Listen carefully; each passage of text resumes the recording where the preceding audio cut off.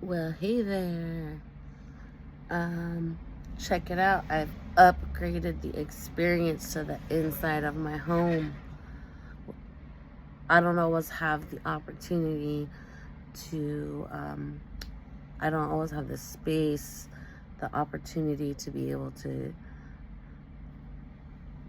record stuff with quietness or whatever. But we'll see. So, this is not a reading, but I just wanted to touch base on some experiences that I've had in the sleep paralysis realm. And so I've experienced throughout my life many different episodes and different entities or different things that have come to me. And when I say that, I've spoken to many people in my life about my experiences when it comes to sleep paralysis, and most have never really had anybody like genuinely feel that they believe that the experiences were real in the sense that I felt. No one has ever really had that connecting passion to understand how real a sleep paralysis episode is.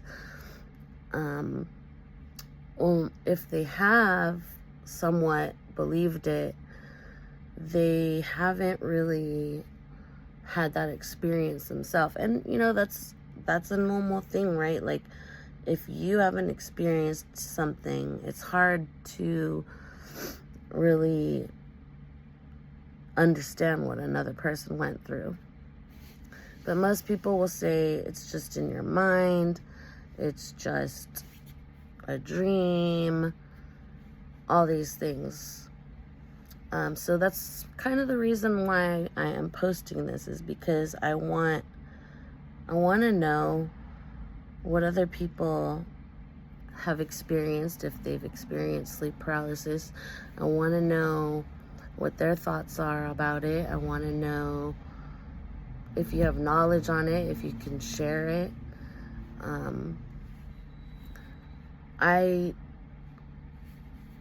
I do know somebody that has told me that, right when we're in the other realms of the dreamland,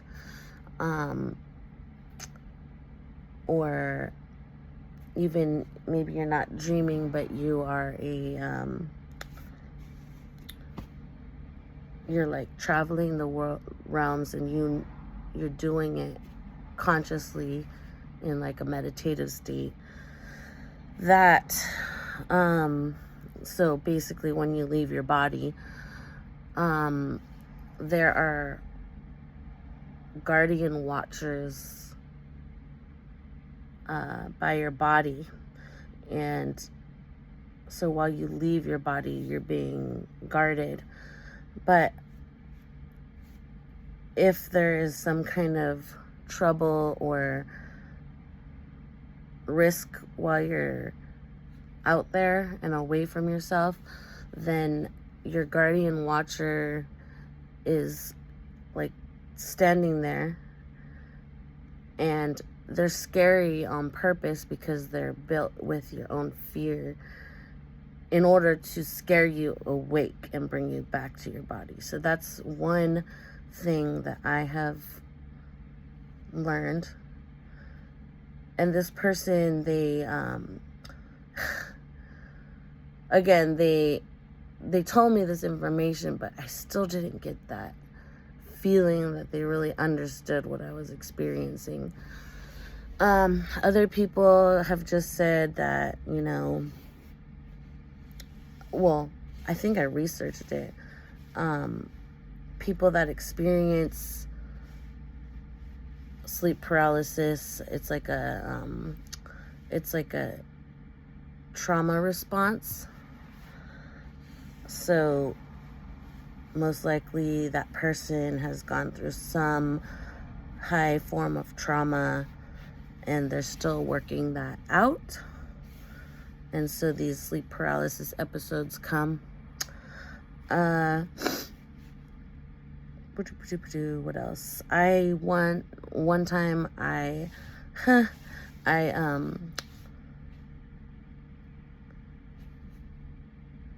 was in Visalia, California, and my car broke down, and my friends and I got this motel room, and we met this dude, and he was like a homeless dude, so we invited him to stay with us.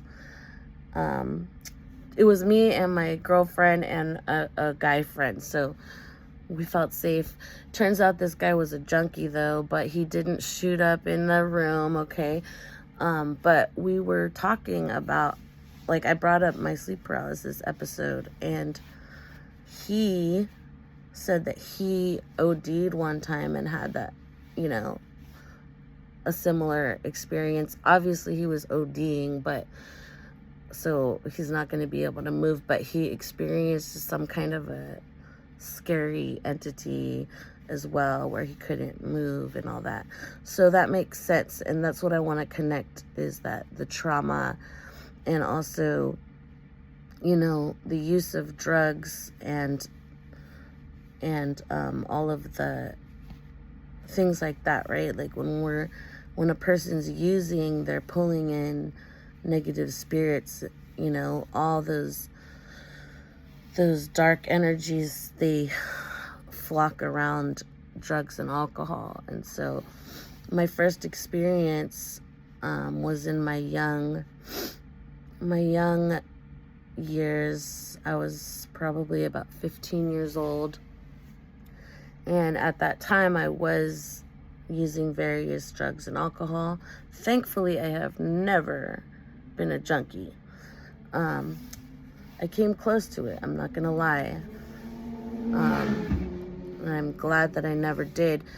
The people that were my junkie friends, they refused. Like, I was asking them for it because I was way down and out, and they literally refused. They're like, your spirit is so pure, I will never ever give you any of that shit.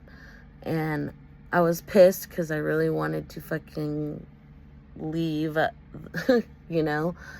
then I was grateful, because now I'm grateful. It's like, dang, man, how my life could have gone in a completely different way, But anyways, back to the sleep paralysis. So drugs and alcohol were a thing. I also, I'm a metalhead, so back then,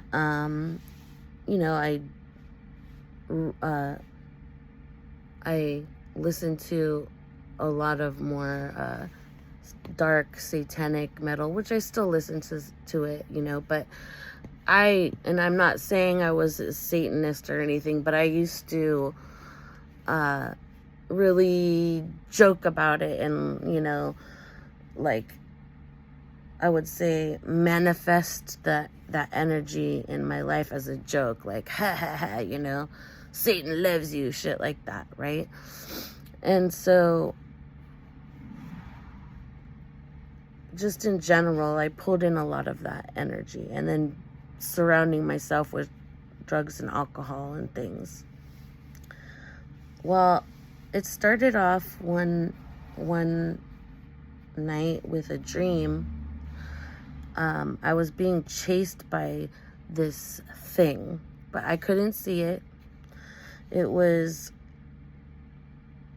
scary. That's all I knew. I felt the energy in it, and it would chase me, and I'd be running, and I'd finally get to a place of safety. And as soon as I got to that place of safety, I would start in a new place where I'm running again. And that cycle within this dream happened several times. And then until finally I woke up and I was like, man, that was scary. I'm going to go see if my sister will let me sleep in her room. So I got up, I walked down the scary hallway, I like to say, because I always felt this.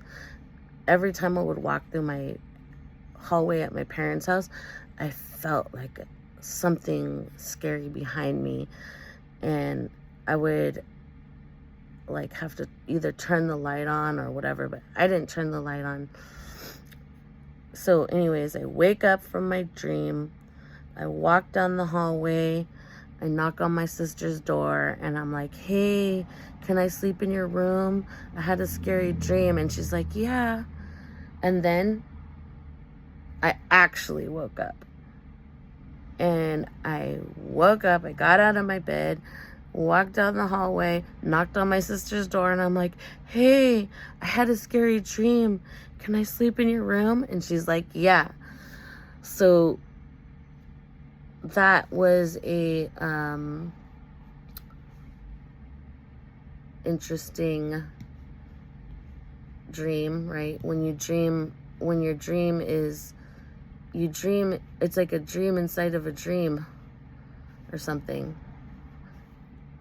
Well, so that's like sometimes in our dream space we can travel in different like realms of it, right? And sometimes a dream is just a dream, but sometimes it's more than just a dream, and we're literally traveling the astral realms. And that is one aspect of where I can say that I did that. And you know, there's a lot of different realms out there in the astral realms, right? And yeah, so that was like the first experience of this thing that was chasing me or whatever. And I know, so later, I know this energy came to me again, and it had a form this time. So now, mind you, I said I was doing drugs and alcohol and, you know, manifesting these energies in my life without realizing it. But this time, this was several months later, and I had sadly decided to overdose on a entire bottle of Tylenols, and I was hospitalized. They pumped my stomach and everything, and in the hospital they gave me medications. Of course, I think it was Effexor. And I would have these check-ins with the doctor, and they would ask me how I'm feeling, if I'm experiencing anything. And I didn't tell him anything because I really wanted to get out of the hospital. And so I was actually experiencing auditory and visual hallucinations, but they were very like I would see other people's spirit bodies. There was this one guy that because I was like the only teenager. It was actually a drug and alcohol detox room. So most of the people that were in there were detoxing off of alcohol or other drugs, but I was the only suicide attempt case, and I was the only teenager. So all of the adults in there, they just like loved me, and you know, they all would, want to take care of me. And they were all genuinely awesome people. And this one guy would, he'd always come talk to me and just had really good vibes. But he he wanted to get out, right? So he literally just one time some person, they buzz the door or whatever, and to let people in and out. So this person got buzzed in, and then he just walked out, and that was it. We never saw him. So he didn't go through the whole checkout process. He's like, fuck this place. But after he left, I was still seeing images of him, and something I saw this image of him, and something called, because of that, I was like, I have to go over to that spot. It was like a kind of a general kitchen area. And so I walked over to the spot, and exactly where I saw his spirit body, there was the cup that he used to always drink from. And I was like, oh, he wants me to have this cup. And I don't know. So I took the cup. I think it was a Camel Joe cup. And I was like, oh, that's dude's cup, But, so I bring this up because I was not stable from the medication and everything and the whole experience. But I had my check-ins with the doctor, and I was like, yeah, I'm fine. Because I just wanted to get out. I think maybe I was like, oh, dude did it, I could do it too, So I didn't say anything, and I went home, and I was, they weren't extreme. It wasn't happening all the time. It would just be these little instances of things, right? And then, of course, I got home and connected with my friends, and the first thing I did was go get plowed. So now I'm combining Effexor, I think it was Effexor, with drugs and alcohol and everything, whatever. I wasn't drunk when this experience happened, but I was combining the two, which is not a good thing. And so days after, I'm laying in my bed, it's nighttime, and I get this auditory hallucination. I'm hearing this really hypnotic music, right? And I'm like, and it's real, I can hear it. And I was like, wow, that's so pretty. And I'm just laying in my bed, looking up at the ceiling. And then as I'm hearing this, all of a sudden, I see this spiral. And I swear my eyes were open. Everything's normal, right? I see this spiral, and I'm like, wow. And the hypnotic music is still happening. I'm like, wow, that's so pretty. Wow, that spiral's so cool. And I'm looking at it, and then all of a sudden, these two red eyes just appear, and I'm stuck now, and I'm like, I can't move. And I'm like,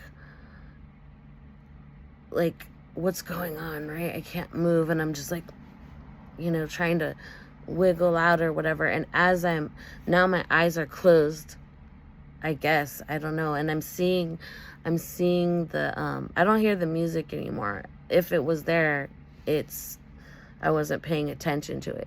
I'm wiggling, I can't move, my eyes are closed, and I see these red eyes, and then and it's dark everywhere, and the spiral's still spinning. And then I start seeing a strobe light. It's just shh. And as the light shines, and it's going really fast, as the light is on, I see this demon face. It's a red, I like to say it's the classic red devil demon face. It's red. You see all these, every defined wrinkle in his face, everything. And it's like, as the light's on, you see all the details. As the light turns off, all you see is the red eyes. And I'm wiggling out, like trying to get out. I'm trying to scream. Nothing. I feel like I'm being really loud and people can hear me, but nobody comes in. Nobody can hear me. And I like to say it was like being on a worm on a hook. Like I can't move, right? And finally, I wake up and I was like, fuck, that was scary, right? And I'm like, fuck, I'll just go back to bed. Everything will be okay. It was just a dream. And I fall back asleep and it comes back again. And it happens again, just the same scenario. I wake up and I'm like, fuck, that's scary. I go back to bed again thinking like, okay, it's gone. It's not going to happen again. It's going to be okay. Go back to sleep. Happens again.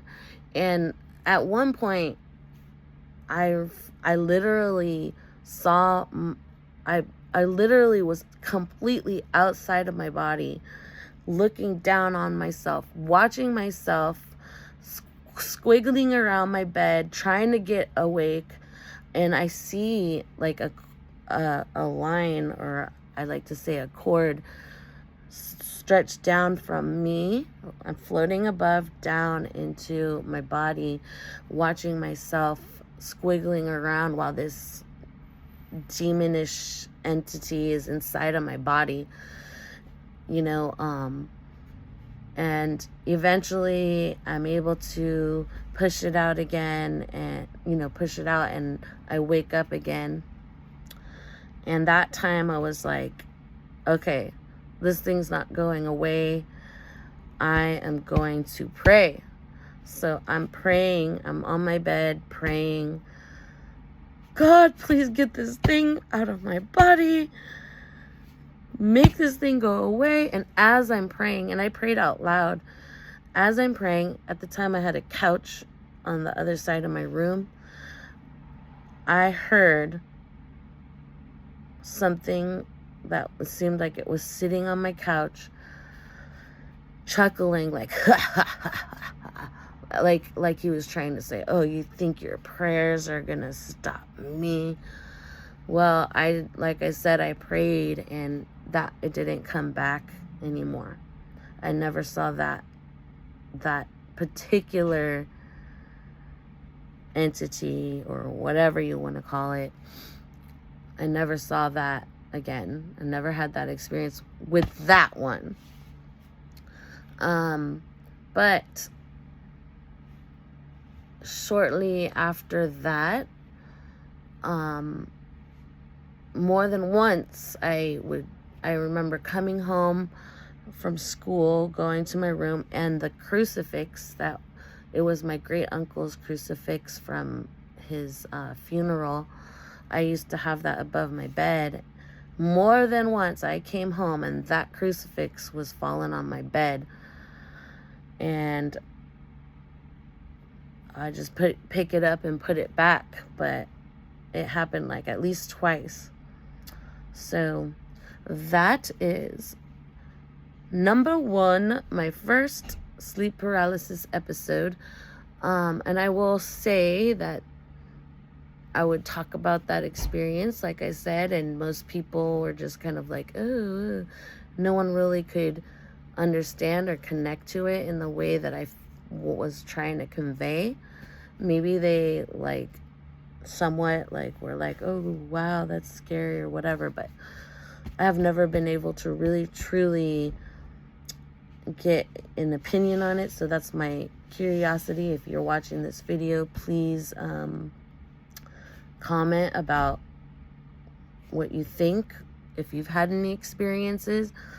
And I want to say too, I later in my life, I did a lot of meditation work and things. And during my meditations, this thing, I couldn't fully see it again, or maybe I could, but it would come up in my meditations. Like, I'm trying to do these peaceful, like, works within myself, and then there it is.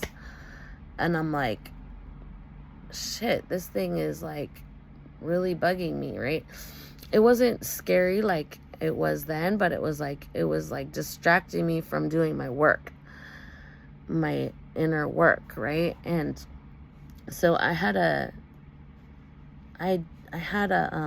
teacher at the time that was helping me, and I told him about it, and he told me to, that's what I learned. When you have scary entities or things like that bothering you, there's two things he suggested. One, just laugh at it, because when you laughter is like the best medicine, right? So if you laugh at these things, their energy is so, like, weak, really. They promote themselves to be powerful, but they're weak. And so you laugh at it, that high energy vibration just makes them quiver and, like, run off, right? So that's one thing. Like, if you get those auditory hallucinations, as they say, things like that, or you feel that dark presence, like, just laugh at it, and know you send that positive energy out there, and it just makes it go away. And then the other thing is, in the meditations, I was told to just turn it into something positive. So whatever you feel that you connect with, that will help you do that. So I chose to, every time it came into my meditations, I turned it into a tree. Then it was stuck. It's rooted, and it's a beautiful tree now. And so that's what I did. Again, please, in the comments, if you're watching this video, please tell me what you think. Tell me what you've experienced. I want to know. And also, help me support my channel. Subscribe to me, and like and share my videos.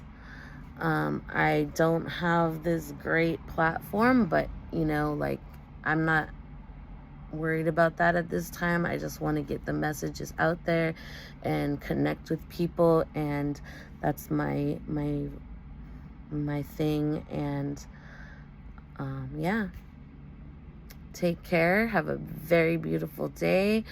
Many blessings and much love and prayers your way, or whatever you want to believe in, just good vibes all the way. Throw that laughter out there. Ha ha ha ha. Right? Laughter is good medicine. So, okay, love you.